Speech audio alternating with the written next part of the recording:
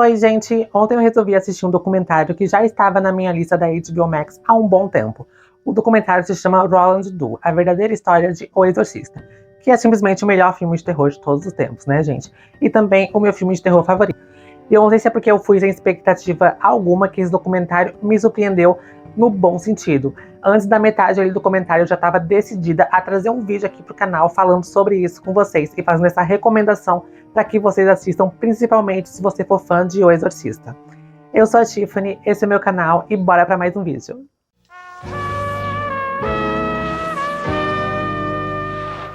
Quando o documentário começou ali pelos primeiros 5, 10 minutos, mais ou menos, ali eu já pensei, pronto, sabia, era mais um documentário sensacionalista. Porque ali os primeiros minutos ele mostra imagens reais, né, de supostos exorcismos feitos nos dias atuais, no tempo atual. E também mostra ali várias entrevistas com as pessoas que foram assistir o filme Exorcista na época, entrevistas das filas do cinema, pessoas saindo da sala de cinema, falando o quanto o filme era horrível, que tinha vomitado, que tinha isso, aquilo.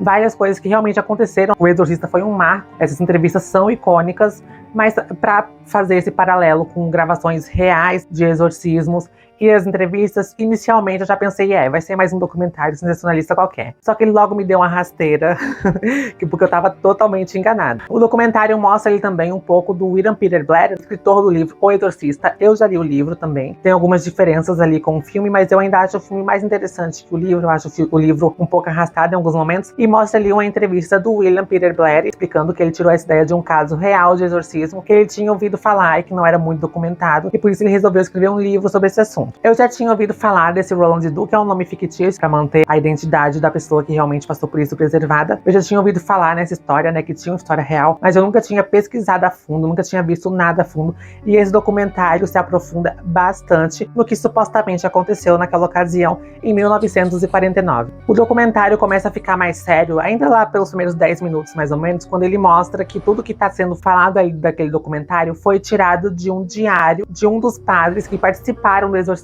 que escreveu um diário. Inclusive foi através desse diário que essa história acabou se tornando pública. Outra coisa que me chamou bastante a atenção nesse documentário logo no início é a edição, gente. Esse documentário ele fugiu totalmente do basiquinho, né? Ele não tem aquelas simulações meia boca que parece que foi feita no quintal com a lanterna na cara da pessoa. Não. Ele é um documentário que ele cria toda uma atmosfera durante as dramatizações. Ele cria uma ambientação extremamente claustrofóbica, uma ambientação que incomoda, uma ambientação que causa uma inquietação enquanto a gente está assistindo. Os enquadramentos desse documentário, a maioria são feitos por baixo, né? Os enquadramentos são mais neutros, paletas de cores, é mais azulada, com escuro, com alguns poucos tons claros nos personagens. É feito de uma forma que é para causar um incômodo mesmo, que é para passar aquela sensação de perigo, aquela sensação que alguma coisa ruim vai acontecer. Ele consegue fazer isso muito bem. E detalhe, é uma dramatização, não é nem um filme. E ele consegue ser muito funcional nessa parte. Geralmente a dramatização dos documentários é a coisa mais basiquinha, né? Esse aqui não. Esse aqui não é basiquinho, ele deu uma boa caprichada. Uma das diferenças que cita logo no começo do documentário, à medida que vai contando ali a história do Roland Doe, uma das diferenças é que mostra que ele teve manifestações, né, da possessão na escola, durante os dias de aula. Papéis começavam a voar, as cadeiras começavam a tremer, e os professores logo aderiram que era culpa dele, né? Claro que ele estava fazendo alguma coisa ali pra incomodar a turma, incomodar a professora, e logo ele parou de ir pra escola também. Eu achei bem interessante mostrar um pouco desse terror na escola, essa perturbação na escola, que é uma coisa que não teve no filme O Exorcista, mas eu acho que eu gostaria de ver em tela também. Agora, voltando pro diário, que é a principal fonte de informação sobre esse caso, e também a principal fonte de informação para as coisas que são mostradas no documentário, são mostrados também trechos. Esse diário foi feito por um dos padres para servir como um manual para futuros exorcistas, porque naquela época as pessoas não eram treinadas para ser exorcistas. Já se tinha ali um conhecimento das doenças mentais, então a igreja não treinava exorcistas. Era algo que você acabava aprendendo na prática. Aí por conta disso, um dos padres teve essa ideia de fazer o diário para ele servir como um manual para os futuros exorcistas que estariam por vir. 3 padres participaram do exorcismo, das sessões, né, de exorcismo, e um deles não acreditava na possessão até o primeiro exorcismo, o que faz um paralelo direto com o Padre Carras do filme. O Padre Carras, ele é um padre cético, ele é um padre sem fé, e até de fato chegar lá no exorcismo dele, ele tá de frente com o demônio, ele também não acreditava. Com certeza isso é algo que o William Peter Blatty, quando escreveu o livro, tirou da vida real, né? Porque teve um padre que também não tinha essa fé, que também não acreditava naquela possessão.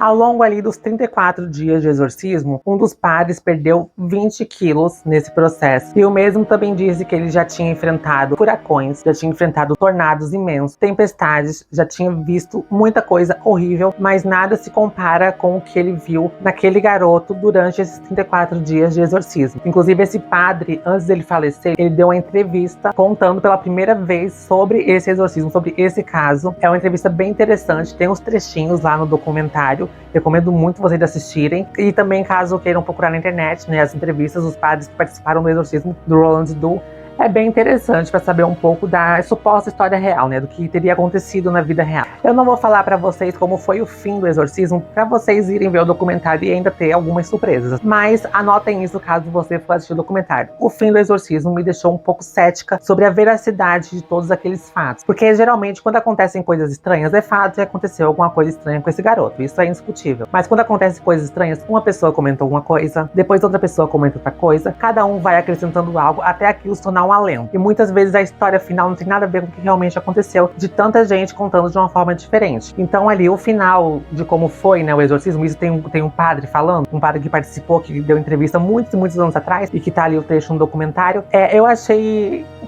assim, fiquei desconfiada, assim, mas acabou assim. Enfim, me deixou bastante cética sobre a veracidade disso. Caso você for assistir o documentário, quando você chegar nessa parte, talvez você vai entender o meu ponto. Quero deixar ainda algumas coisas em aberto para vocês assistirem e ter algumas surpresas. Mas o fim do exorcismo me deixou bem cética sobre o quanto daquela história pode ser verdade. Outro detalhe que também me chamou a atenção é que a igreja se recusou a confirmar ou negar que foi real aquele caso de possessão. Pouco se sabe sobre Roland Doe depois dos fatos. Uma das pessoas que tinham acesso a Roland Doe, né, dos padres que participou, que contou como é que deu o desfecho da vida dele a partir daí. Ele continuou sendo católico, ele foi pra faculdade, se formou, chegou a trabalhar fazendo alguns procedimentos pra NASA. Ele se casou, teve alguns filhos, construiu uma família e aparentemente viveu uma vida completamente normal depois do fim do exorcismo. A história se tornou de fato pública quando foram derrubar a ala psiquiátrica do Alexian Brothers Hospital, que foi onde aconteceu as últimas sessões de exorcismo do Roland. Durante a demolição foi descoberta uma sala trancada, onde tinha uma escrivaninha com o diário dentro. E foi através dessa escrivaninha com o diário guardado dentro que a história vazou, né, e se tornou público, e foi onde a gente teve conhecimento. Outro fato interessante que aparentemente aconteceu na vida real e está no filme é que um dos padres teve que se sacrificar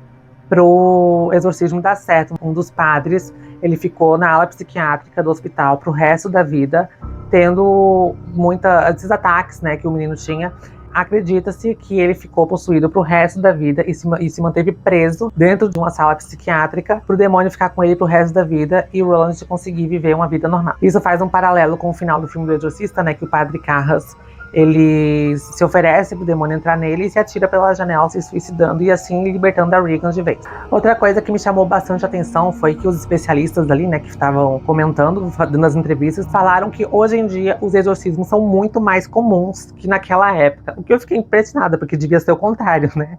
Mas enfim, eu acho que isso se dá muito pela saúde mental das pessoas. Quanto mais o tempo passa, mais as pessoas estão ficando malucas, principalmente com tudo tão rápido o tempo todo, né, com a internet. Isso deixa as pessoas muito ansiosas. Enfim, eu acho que isso tem muito mais a ver com doença mental do que com possessão, de fato. Eu acho que se existir 1 a cada 1000 casos de exorcismo, um ser verídico, eu acho que talvez já é bastante, já.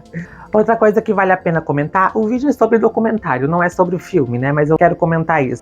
Posso até fazer um vídeo sobre o Exorcista, né? O filme, se vocês quiserem. O filme Exorcista, ele é o melhor filme de terror de todos os tempos, sem te dar um único susto. Eu nunca levei um único susto com o Exorcista. É a primeira vez que eu vi o Exorcista, eu tinha 12 anos. O Exorcista, ele é um filme tão incrível, sem dar nenhum susto, porque ele é aquele filme que você assiste uma vez e você lembra dele pro resto da vida. Pode passar anos. Você lembra a primeira vez que você assistiu, onde você estava, como você assistiu, qual foi a sensação, você lembra de tudo. Isso é um filme de terror de verdade. Hoje em dia as pessoas usam como métrica pra dizer que um filme de terror é bom, ele dá susto, ele dá jumpscare. Aí depois você pergunta a história do filme pra pessoa, dias depois, ela não lembra de nada, ela só lembra que ela levou uns 10 sustos ao longo do filme, e por isso ela acha o filme bom. Qualquer filme de terror pode te dar susto. Qualquer filme de terror barato pode te dar susto. Um videozinho qualquer bem editado pode te dar um susto. Não são os sustos que fazem um filme de terror. O que faz um filme de terror ser bom é ele se estender ao longo dos próximos dias que você assistiu, tá ali com você dia a dia. É você ficar com medo de apagar a luz e correr pra cama. Isso é um filme de terror. Dá susto, qualquer filmezinho B te dá susto. Agora, ficar com você na sua mente por dias, semanas, só os filmes de terror de verdade. E o Exorcista faz isso. Caso você tenha gostado desse vídeo, peço encarecidamente que você deixe um likezinho para engajar. O like realmente é importante. Comenta aqui embaixo o que você achou do vídeo. Se você tem alguma sugestão, né? Se você quer que eu traga um vídeo do Exorcista, adoraria fazer isso, com certeza. Se inscreva no canal caso não seja inscrito e até o próximo vídeo.